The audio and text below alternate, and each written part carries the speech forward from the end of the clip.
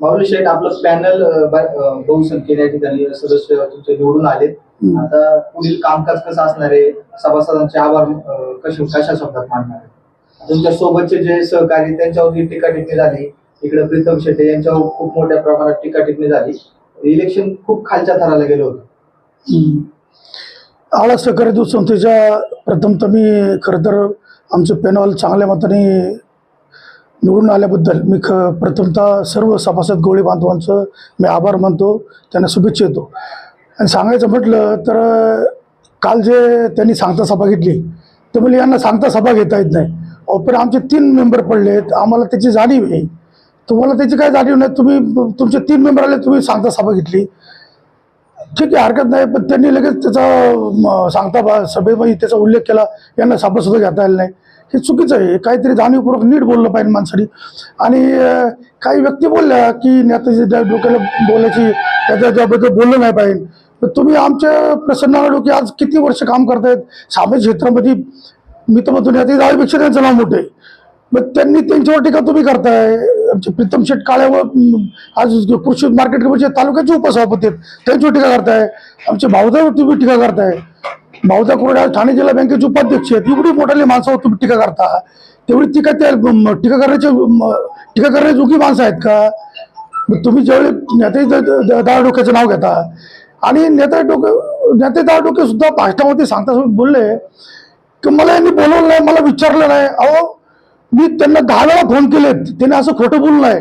माणूस सज्जन झालाय, गळ्यात माळ घातली ना त्याने, सज्जन झालं त्याने असं खोटं बोललं नाही. अहो, त्याला 10 वेळा फोन केले, तो भर सभेत भर त्या दशक्रियामध्ये तो काय म्हणला का मला पाऊल शेट मी काय येणार नाही, तुम्ही तुमचं ते बिनविरोध निवड करून घ्या. आणि तो माणूस खोटं बोलतोय. हे खोटं बोललेलं काय मर्यादा आहे का नाही? तुम्ही एवढं खोटं बोलता, एवढं खोटं नाही बोललं पाहिजे. राहिला विषय थकबाकीचा, थकबाकी हा जो विषय आहे ही रुटीनमध्ये चालू आहे.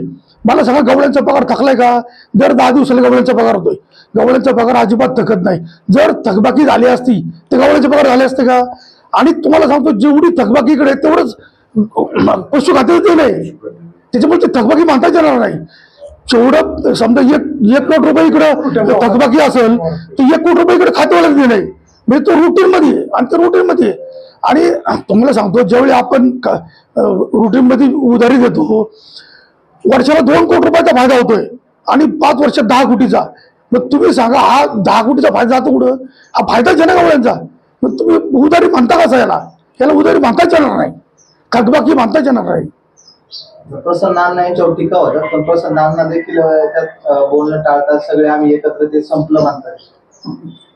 एकत्रच आहे ना आम्ही. आता शेवटी कसं आहे, अण्णांच्या भावना अन्न बरेच काही बोलू शकतात, परंतु भावना तीव्र त्यांना करायच्या नाही. किंवा पुढच्या पार्टीला ते म्हणजे शेवटी काय होतं, जवळकीचे संबंध आहेत, सगळ्यांना धरून चालायचे. आणि शेवटी गाव आहे, एका गावात त्याचं सगळे जे समोरचे आले ते आपलेच आहेत किंवा जे लढत ते आपल्याला झाले. त्यामुळे तसं आम्ही जरी थोडंसं शेडबॅक 3 जरी आमचे गेले असले, विजया जाऊन म्हणला की तिकडे बघाय सरपंच सांगितलं. म्हणजे एक शेर आहे ना, तो क्या हर जीत से कोई सिकंदर नहीं होता और हर पराजय से कोई फकीर नाही होता. आम्ही फकीरही नाही, सिकंदरही नाही, आम्ही नम्र लोकांचे सेवक आहोत आणि लोकांसाठी टीका पण करण्यात आली, हिटलर होऊ नका, सिकंदर होऊ नका. चालतं म्हणून तर सांगितलं ना, हर जीत से कोई सिकंदर नव्हता और हर पराजय से कोई फकीर नाही होता. आम्ही फकीरही होतो आणि आम्ही सिकंदरही नाही. तेव्हा काय विषय, आम्हाला एक माहिती आहे, सिकंदरला मोकळ्या हाताने गेला होता, एवढं माहिती आहे. मग ते जाणून ठेवून. आणि हिटलर होता है, सिकंदर होता है, बाकी बोलने वाले की क्या बात. मी काय सांगितलं ते का कोण परिचय नाही. ही जी गावातली लढाई परत संपली.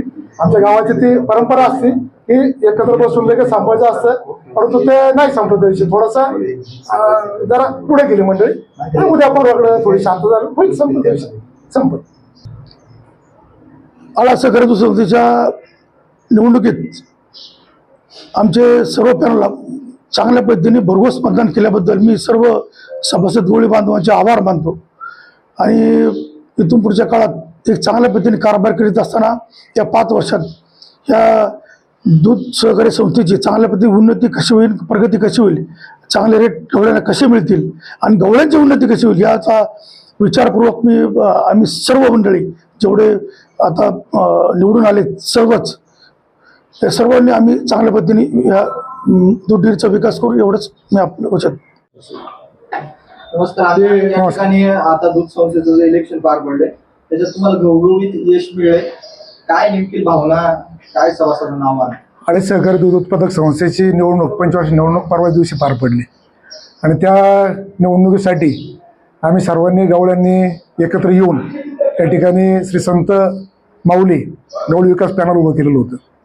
गवळी विकास पॅनलमधील जवळजवळ 11 उमेदवार हे निवडून आले आणि 3 उमेदवारांना आमच्या पराभवाचा धक्का बसला. घवघवीत यश म्हणता येणार नाही, परंतु पॅनल बाकी निर्वाळपणे निवडून आलेले. त्या दिवशी आम्हाला वास्तविक सगळ्या मतदारांचे आभार मानायचे होते, परंतु 3 जण आमच्या पॅनलचे गेल्यामुळं आनंदोत्सव साजरा करणं हे आपल्या संस्कृतीत बसत नाही. ज्यावेळेला आपल्या घरात अशा गोष्टी घडलेल्या असतात, 3 जण पडलेत आमचे, म्हणून आम्ही त्या दिवशी आनंदोत्सव साजरा केला नाही. परंतु जे उमेदवार पडले होते त्यांच्याकडे आम्ही जाऊन त्यांचं सांत्वन केलं, सगळ्यांची भेटलो आणि आज आपल्या माध्यमातून सर्व मतदारांचे की ज्यांनी मतरूपी आशीर्वादाने हे पॅनल विजयी केलं त्या सर्वांचे गवळी मतदारांचे सगळ्यांचे मनपूर्वक आभार मानतो.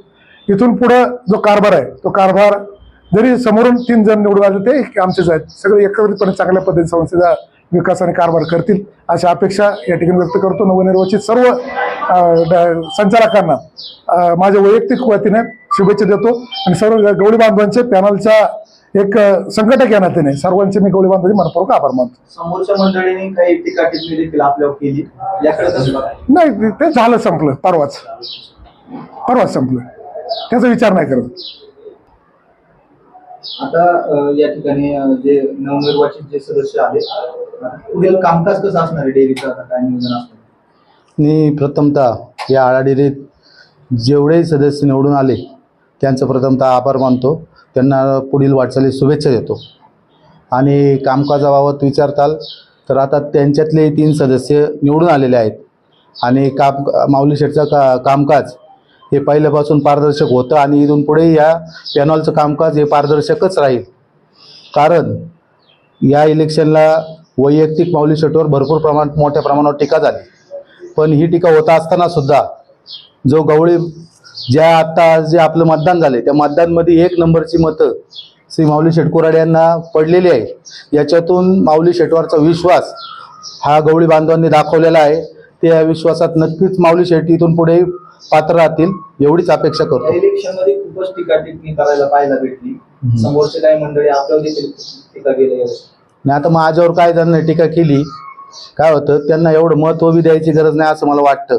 पण त्यांना आपल्या निमित्ताने मी एकच सांगू शकतो का ज्यावेळेस मला बरेच जण म्हणले का तुम्ही सभासद नाही, तुमचं दूध किती, पण ज्यावेळेस ही गवळी डेअरी स्थापन झाली, ही डेअरी साधारणतः 50-51 वर्षापूर्वी स्थापन झाली, त्यावेळेस या डेअरीचे फाउंडर मेंबर, कारण जे बोलले त्यांचा मला वाटतं जन्मही झाला नसेल, त्यावेळेस या डेअरीचे फाउंडर मेंबर माझे आजोबा कैलासवासी श्री नाना शेठ काळे, माझे एक चुलते कैलासवासी श्री अनिल शेठ काळे आणि माझे वडील नंदकुमार काळे, आमच्या घरातूनच 3 सभासद होते.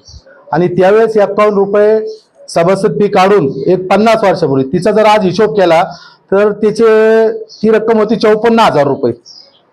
तर आज कोणत्याही संस्थेची सभासद फी आजपर्यंत 54,000 रुपये नाही. त्यावेळेस एक गावठाणातील सर्व व्यापारी वर्गाने ती सभासद फी भरून, माझ्या मते तर सगळ्यात जास्त काका गवळ्यांपेक्षा व्यापारी त्यावेळेस जास्त होते. का त्या व्यापाऱ्यांची भावना होती का कुठेतरी आपले गावाचं उन्नती व्हावी आणि गवळी बांधवांना न्याय मिळावा, याच्यासाठी त्यांनी ती पुढे येऊन डेअरी स्थापन केली. आणि ठीक आहे, आता माझ्यावर जे बोलले तुम्ही सभासद नाही, मी सुरुवातीलाच भागता सांगितलं होतं का मी सभासद नाहीये, पण तरी मी बोलतो कारण मला थोडी जाण आहे, गवळ्यांची जाण आहे, या गावची जाण आहे आणि इलेक्शन बिनविरोध व्हावं याच्यासाठी मी आम्ही पहिल्यापासून प्रयत्न करत होतो, म्हणून मी या प्रक्रियेत आलो. असो, सभासद नाही म्हणून जे बोलले त्यांनाही मी या निमित्ताने सूचित करू इच्छितो का ज्यावेळेस तुम्हाला गावांनी 2 वेळा पाडलं 2 इलेक्शनला, त्यावेळेस सोसायटीत तुम्हाला निवडून आणायला आम्हीच होतो, तुम्हाला व्हाईस चेअरमन करायला आम्हीच होतो. त्यावेळेस मी काय सोसायटीचा सदस्य नव्हतो, पण त्यावेळेस आम्ही तुम्हाला चाललो. असं तुम्ही फार तज्ज्ञ आहात, मोठे गवळे आहात, त्यांचा जवळजवळ 40-50 गायांचा मोठा गोठा आहे आणि त्यांच्या इतकं दुधात मला नाही वाटत अख्ख्या गावात कुणाला कळत असेल, कारण ते फार तज्ज्ञ आहेत. त्याच्यावर त्यांच्यावर काही जास्त बोलण्यात आणि जो त्यांच्या बोलण्यात त्या दिवशी जो मला एकतर वाटतं विजय त्यांना काहीतरी जास्त झालं, एकतर विजयाचा उन्माद जास्त झाला असेल, नाही तर दुसरं काहीतरी जास्त झालं असेल. आता सभासदांनी आपल्यावर जो विश्वास ठेवलाय, हा, काय नेमकी विश्वासाला काय नियोजन असतात? त्यांनी 31 तारखेपर्यंत सर्व जी थकीत रक्कम आहे ती सर्व जमा करायला सांगितलं. ते बघा, हा व्यापार आहे. आम्ही इलेक्शनला सांगितलं का एवढा मोठा टर्नओव्हर असताना उधारी राहतीच, आणि त्यांना काय प्रॉब्लेम असेल तर आता झालं ते झालं, इलेक्शन झाले, कटुता एकमेकाच्या मनातली संपून सगळ्यांनी, ही गावची संस्था आहे, ही वैयक्तिक कुणाची एकट्याच्या मालकीची नाही, तर एकत्र येऊन सगळ्यांनी निर्णय घ्यावा. इकडून माऊली शेठ आहे, तिकडून नेतादादा आहेत, आणि बऱ्याच जणांनी सांगितलं का नेत्यांवर बोलण्याची तुमची पात्रता काय म्हणले बा, पण दादांनी मला कालच घरी बोलवलं आणि दादांनीच मला स्वतःहून सांगितलं का आपले वैयक्तिक संबंध वेगळे, हे राजकीय आरोप होते, ते आपण दोघांनी इथून सोडावा. पण मी त्यांना मी सांगतो का जशी आमची दादांवर बोलायची पात्रता नाही, तशी माऊली शेठ बोलायची तुमची आहे का, ते बी तपासा. आणि थोडं किती नाही म्हणलं तर आज आपला विजय झालाय. असे विजय आम्ही खूप पचवलेत, असे विजय मी 3.5-4 वर्ष त्या गावकीत आलो खूप पचवलेत, पण आम्ही कधी असं उद्धटवाणी उर्मटवाणी कुणाला बोललो नाही. त्यांना विनंती, आपण फार हुशार आहात, पण तोंडामुळे आपण नेहमी मागं राहता. थोडं तोंड जर आवरलं आणि चांगल्या दिशेने जर आपण गेले तर 100% गाव तुम्हालाही न्याय देईन. तुम्ही काय वाईट आहे मी असं म्हणत नाही, फक्त थोडा विचार करून बोलत जा, ही त्यांना आपल्या निमित्ताने विनंती करतो.